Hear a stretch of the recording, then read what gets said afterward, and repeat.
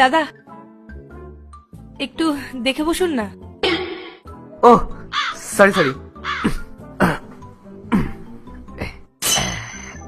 এবার ঠিক আছে না?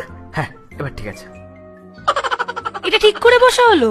আরে দাদা একটু বুঝুন, ভালো করে বসুন না। মেয়ে বসে আছে, একটু তো অ্যাডজাস্ট করতে হয় নাকি? সরি সরি, দাঁড়ান দাঁড়ান, আমি কিছু করছি। এই যে এদিকে, আমি না পাটাকে এদিকে করে নি। নিন। আরে দাদা কি করছেন আপনি বারবার? একটু ঠিক করে বসুন না। কখনো আমার পা ভেতরে দিয়ে দিচ্ছেন, কখনো নিজের পা ভেতরে দিয়ে দিচ্ছেন, কখনো এমন ক্রিস ক্রস করে দিচ্ছেন। কি করছেনটা কি? আচ্ছা সত্যি করে বলুন তো, আপনি কি এগুলো জেনে বুঝে করছেন? একে তো এত গরম লাগছে, তারপর এমন পায়ের সাথে পা ঠেকিয়ে বসছে। আরে না না ম্যাডাম, আমি আর জেনে বুঝে একদমই না। আমি ওরকম মানুষ না।